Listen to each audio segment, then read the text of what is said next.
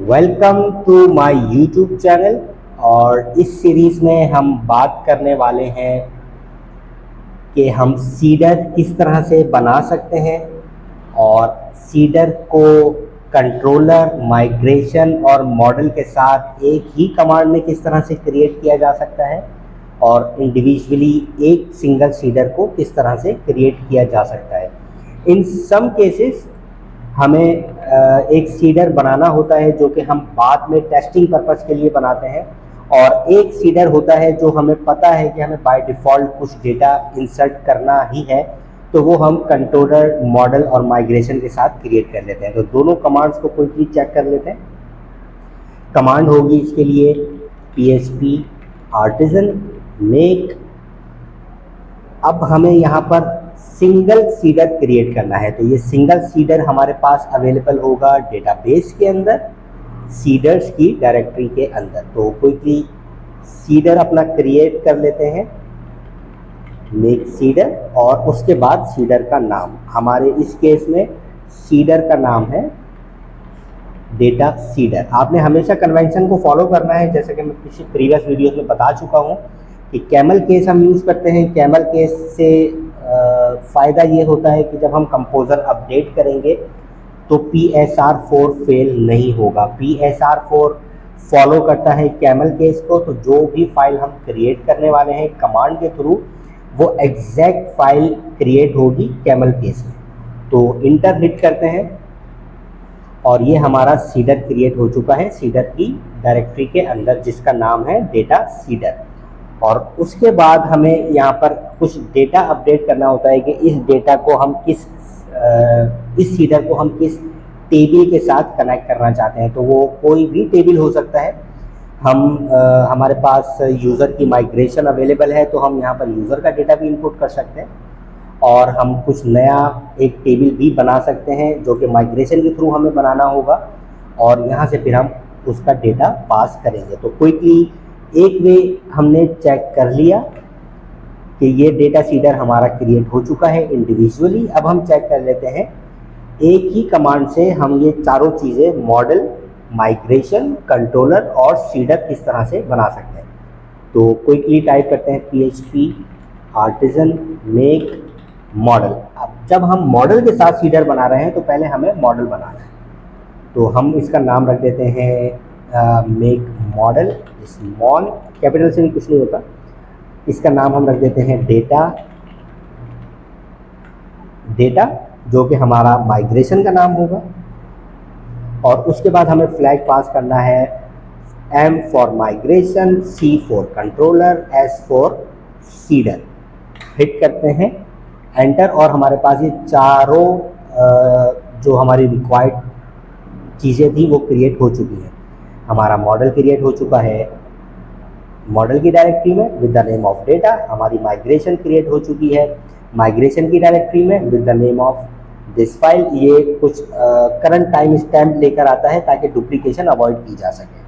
और उसके बाद हमारा सीडर भी क्रिएट हो चुका है, और उसके बाद हमारा कंट्रोलर भी क्रिएट हो चुका है। तो क्विकली इस सीडर को हम डेटाबेस के साथ कनेक्ट करते हैं। उसके लिए हमें चाहिए सबसे पहले एक डेटाबेस।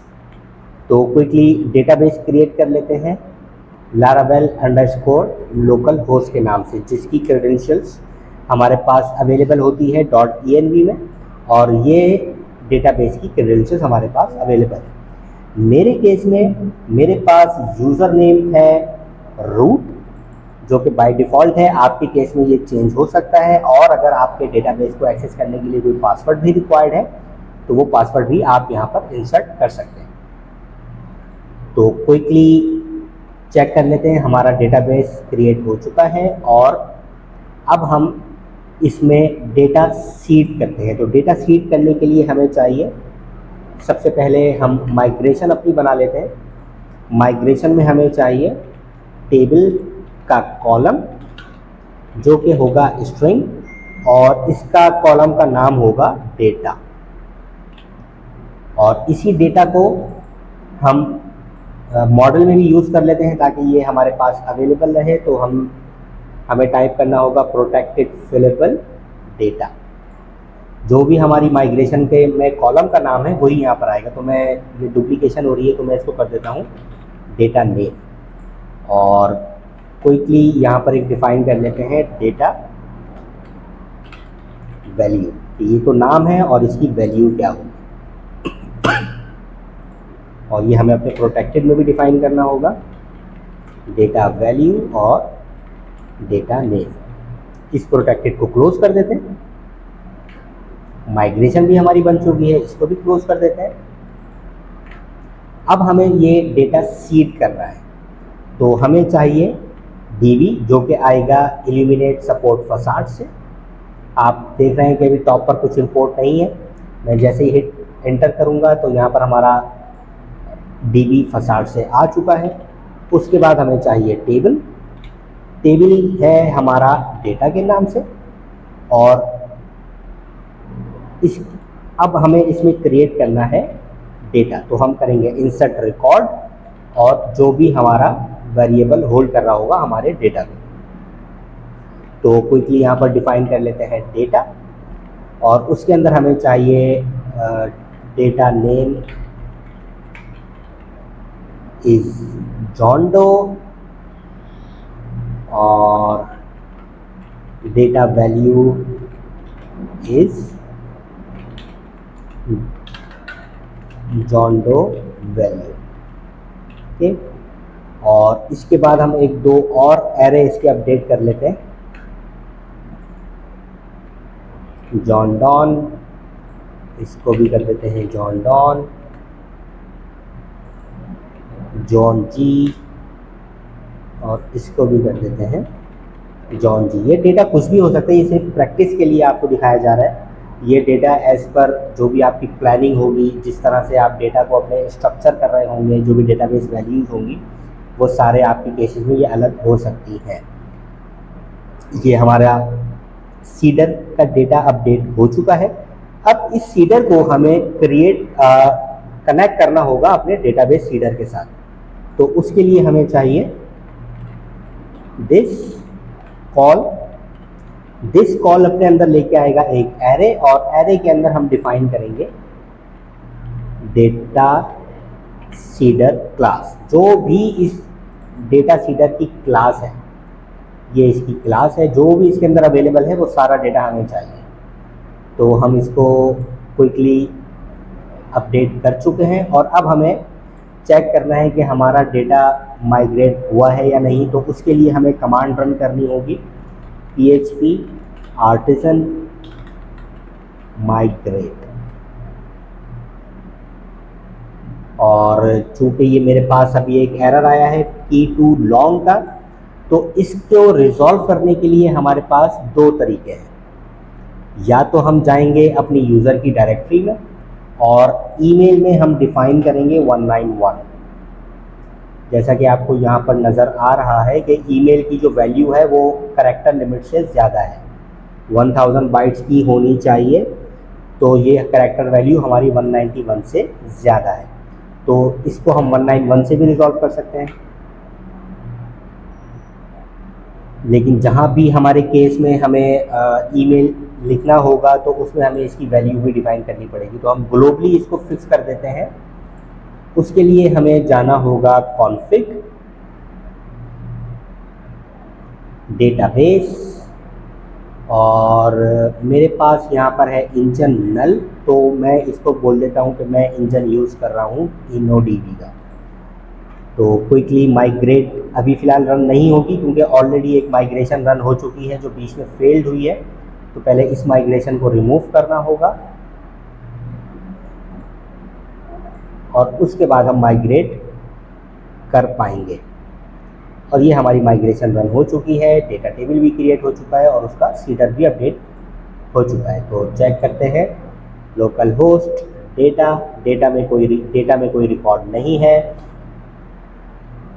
उसकी वजह यह है कि हमने अभी तक सिर्फ माइग्रेट किया है, हमने सीड नहीं किया है। तो क्विकली इसको सीड भी कर देते हैं, php artisan db सीड, और ये हमारा डेटा सीड हो चुका है। तो क्विकली चेक करते हैं रिफ्रेश करके। यस, हमारे पास 3 डेटा आ चुका है। डेटा है हमारा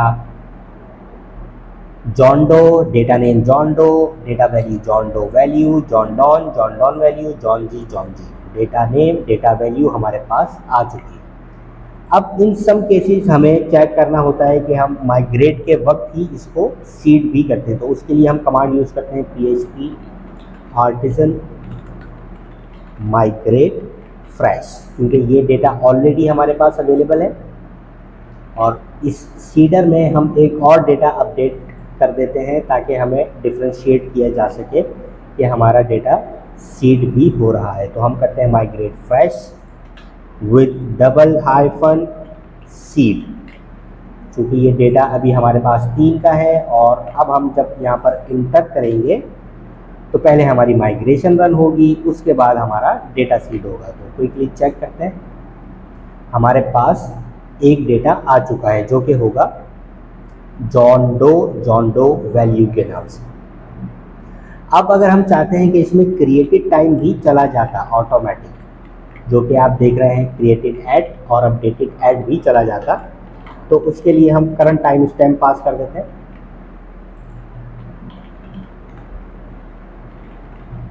अपडेटेड ऐड। अब जब हम इसको फ्रेश सीड करेंगे तो ये हमारा क्रिएटेड टाइम और अपडेटेड टाइम भी अपडेट होकर आएगा। क्रिएटेड टाइम अपडेटेड टाइम भी हमारे पास अपडेट होकर आ चुका है। और कुछ केसेस में हमें डेटाबेस को पहले डिलीट करना होता है और फिर हम उसको न्यू डेटा को इंसर्ट करते हैं, तो उसके लिए हम कमांड यूज़ कर सकते हैं